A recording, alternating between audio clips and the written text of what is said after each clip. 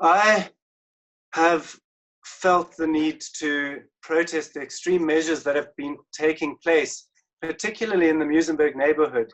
And there were a number of local stories and people coming to me saying that they had experienced some atrocities at the hands of the police. And I really felt the need to speak out about it. I essentially wrote this sign saying, police arrest threaten lives, stop unnecessary arrests. And I can't self-distance if I'm in prison, allow non-threatening activities.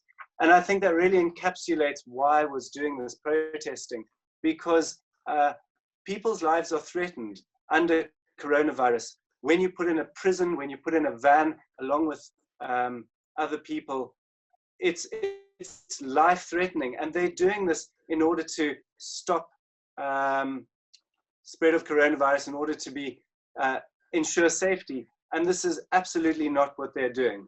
I spoke in front of Media 24, News 24, and then Naidu came and extremely heavy-handedly, instead of saying to me, like, you're not allowed to do this, he just put his hand on me or on my bicycle and said, you're under arrest. It did not take into account my rights to protest, which are constitutional rights. And any rights under the Disaster Management Act are underneath these acts. The Constitution is superior to all other laws in this country. And so I then attempted to get away from the policeman by cycling away. So in the fracas, when the motorbike policeman came up behind me, I tried to fend him off with my signboard. And in the second such attempt, my cell phone spilt out of my pocket and clattered on the ground. So we both tried to stop for my cell phone, but he was quicker than me. So I cycled and got away from him and got home. I subsequently went to the police station and was ushered into a war room. That's what it appeared to me. There were so many people in that room. And they then said to me, are you the person on the bicycle? And I denied it at first. But then they produced evidence in the form of my cell phone and showed me images of myself on my cell phone.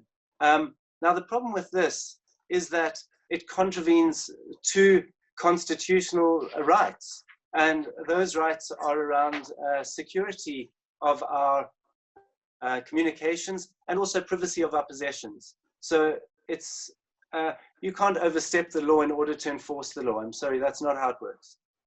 So you now face a court date in August, I understand. What will you be telling the court when you make that appearance? Well, the main thing I'm going to be telling the court is that the Constitution gives me the rights to protest, but more than that, it gives me the rights to live a full life. And with the police being overly heavy-handed and actually compromising people's lives, that's certainly not something that's conscionable. So I'm going to be standing on the Constitution. It's the supreme law of the land, and the Disaster Management Act is derogated by that. It's inferior to it. So that's my tact.